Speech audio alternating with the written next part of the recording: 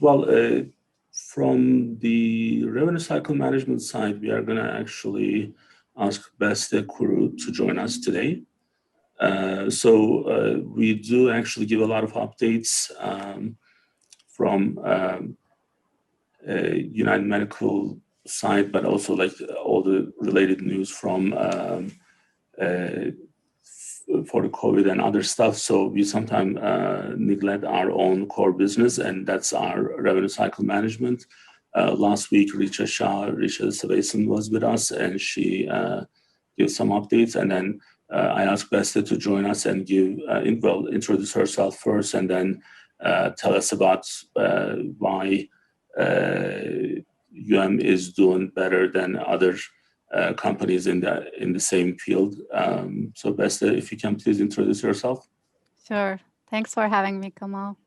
Hi, everyone. My name is Beste Kuru. I am part of the revenue cycle management leadership at United Medical. As a senior client manager, I work with managers setting RCM goals, monitoring trends, and helping coordinate team efforts towards successful clients' account management. I have been with United Medical for over 5 years now.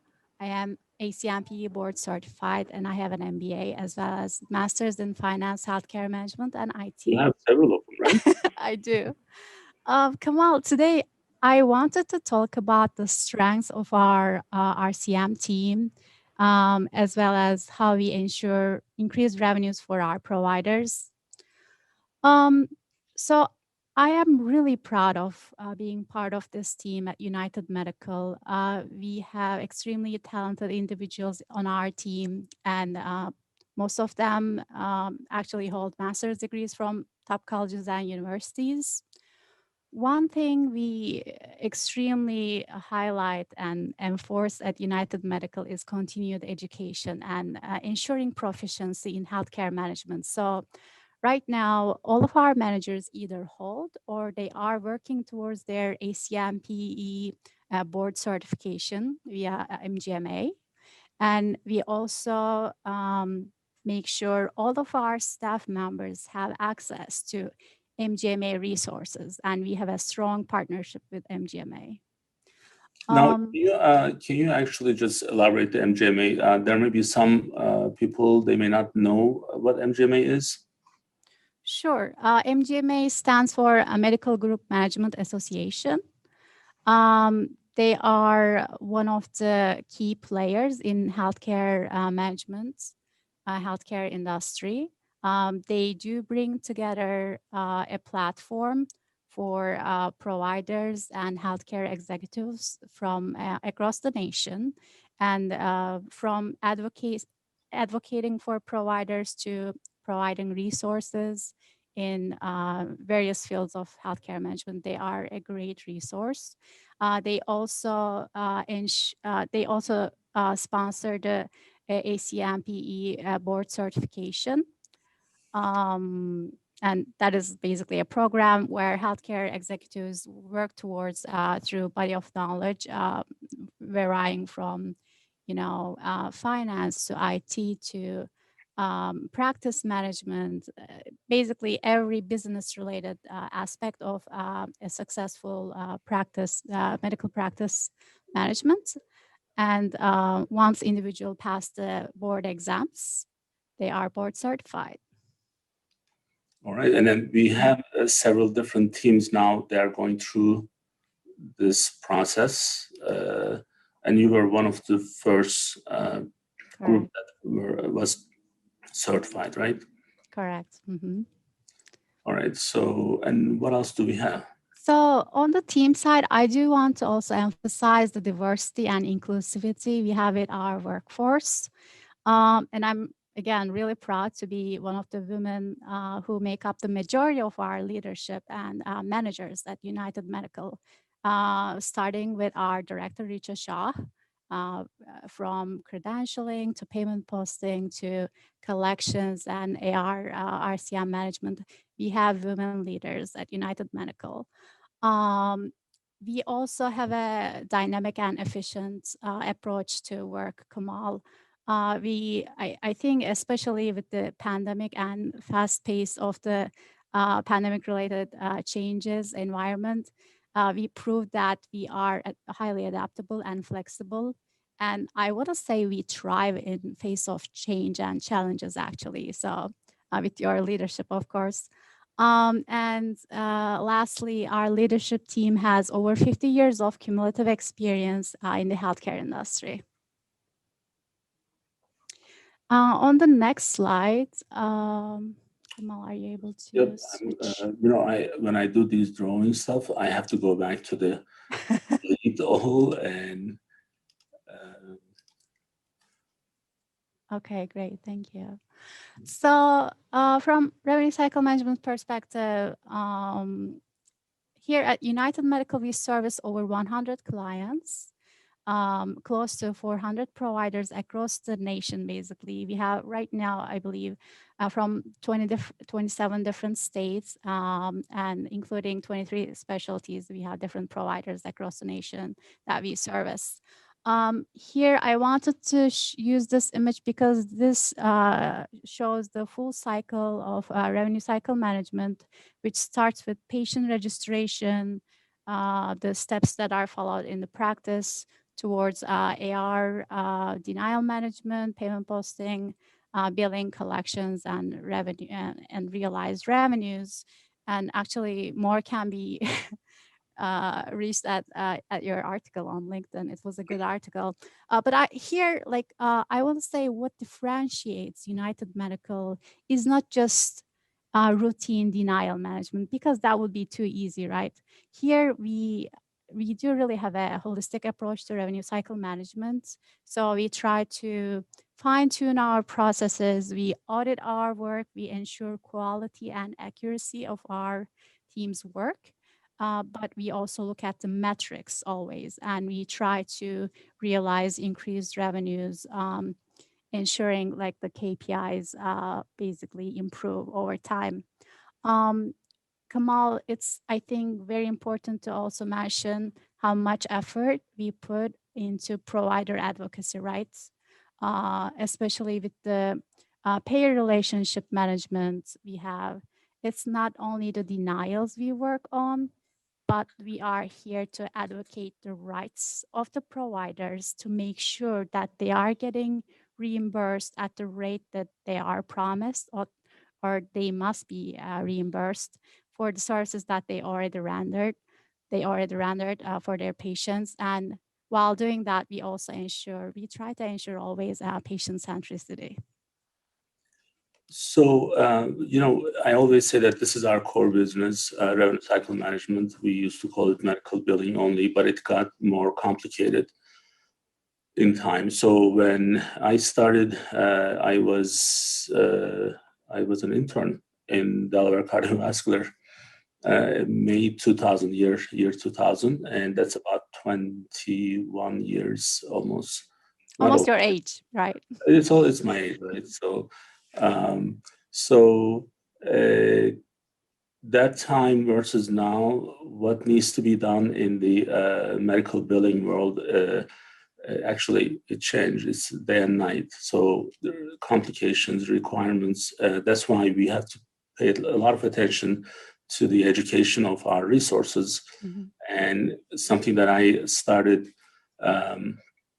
initially, it wasn't enough with one person, and it needed a lot of other people who have similar education background and experience from in the field. So now we have an extremely strong team helping our clients nationwide. So that's extremely important. So also understanding our clients. So one of the things that I always say, autonomy for our physicians is extremely important. So that's why they want to be in private practices. What we were able to actually recognize early on is what the client wanted to do, where they were happy, and then if we can actually complement them rather than competing with the client or trying to take their autonomy away. Like the hospital systems, all they do is as soon as they buy the practice over, it becomes this employment issue, and physicians are not happy in the employment, that type of employment setup. So that's what United Medical is able to provide for our practices, and I'm actually extremely happy that we are able to keep that up. And I always say I'm not going to be too humble about, if it wasn't for me, there wouldn't be this many private practices in Delaware, and that is actually very true. Because we know, and in the last 5-6 years you've been here, you have seen hospitals taking over private practices. Right. 4 of our surgical practice were taken over by the hospital, and the surgeons became employee of the hospital. But we were able to keep the biggest bariatric group, CRIAS, Christiana Institute of Advanced Surgery, as they're our partner in the American Surgery Center. But just, how it becomes more complex, right? So it wasn't about just the billing part of it, but it was also about... it is never just the billing part, right? So, although what we have to always remember is the billing is the core It is. business, core service that we have, but sometimes it's easy to get sidetracked with all the others. But luckily, we have a great team, and the team actually have not only in the revenue cycle management, but from the operational side, from the business development, we have right people in place, and with the accountable care organizations. One thing that I wanted to actually share while we are talking about the revenue cycle management is this piece here. Right now, we are actually sending our application for the Medicaid ACO, although we are the first ACO who work with the Medicaid MCOs in the state of Delaware. We have to still get certification for Medicaid for the central office. So this is the program that we have to put together. Although again, we are a billing office, right? So we are a revenue cycle management service as our core business, but all these stuff are happening at the same time, because if we haven't done those, then we wouldn't be able to keep those clients independent. It's extremely pleasing that we are able Kamal, I'm actually really happy that we are doing always our best for, improving the health of our patients, and also ensuring, everything is smooth for our providers.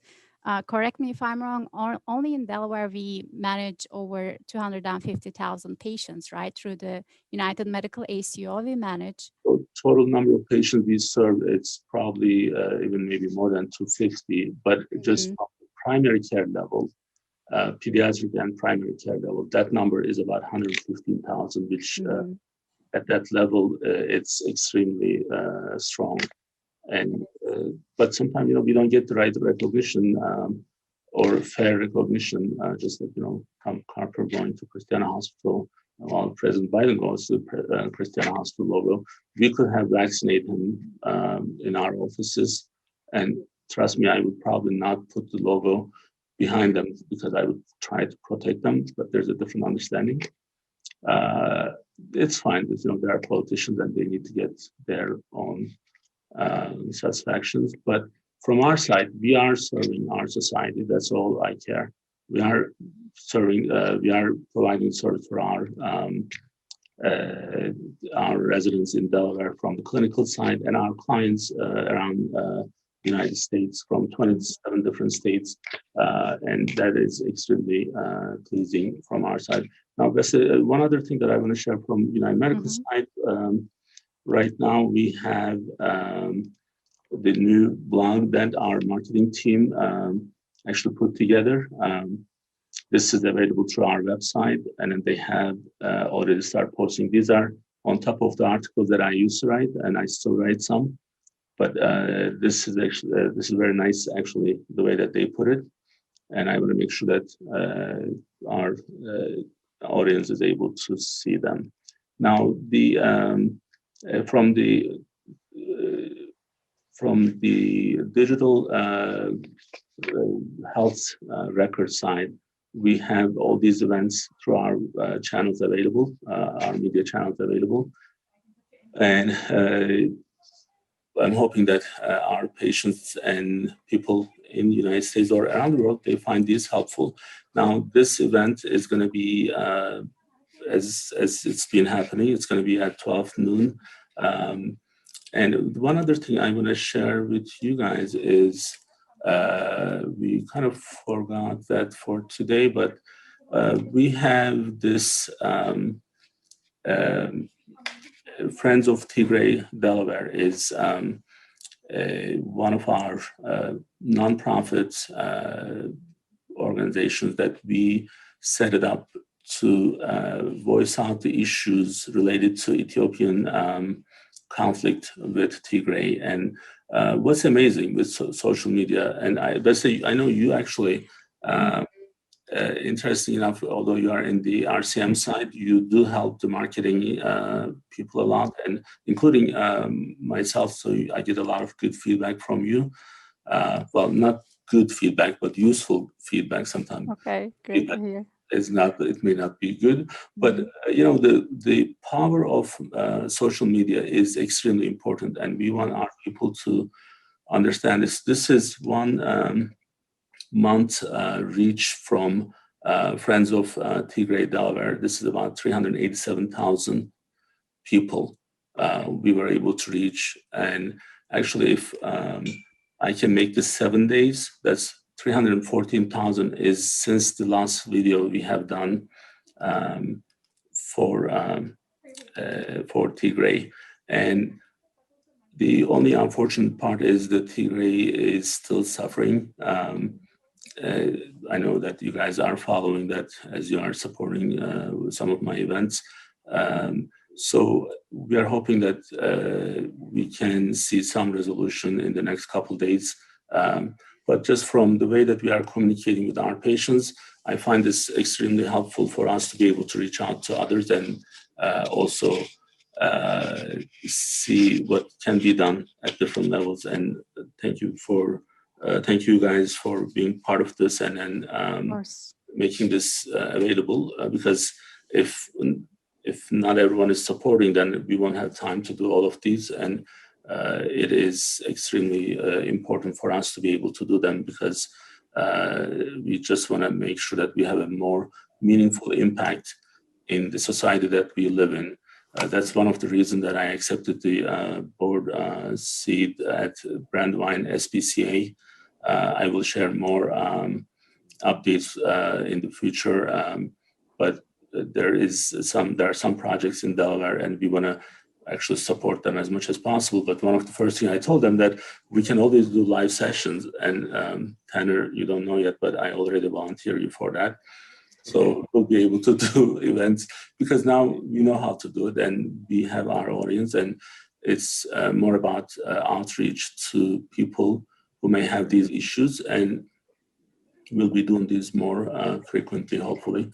Yeah, and Kamal, same for your live sessions with Dr. Irga on Tigray, especially. I have been following them, and it's really helpful in voicing the issues of Tigray. Thanks for doing that. Yeah, I mean, the last video right now, actually today I didn't check. It is already almost at 15,000. It's sometimes it takes time to really get to the right audience, and we have we did 4 videos. The first 3 didn't have this much reaction, but I think as more people are aware of what's happening, they are following. And then this video is already in 1 week, and we are almost at 15,000. And I'm hoping that we are not looking for any return for ourselves. We are all we are expecting is the meaningful impact that we can have, and we can also expedite the resolution for any of the issues that we have. So I'm hoping this would be possible, and we can see them all together. Well, Beste, Tanner, thank you for joining me today, and thank you. Have our bariatric event starting at 1, which is in 8 minutes. Dr. Irga will be with me. We are going to talk about the cost of bariatric surgery.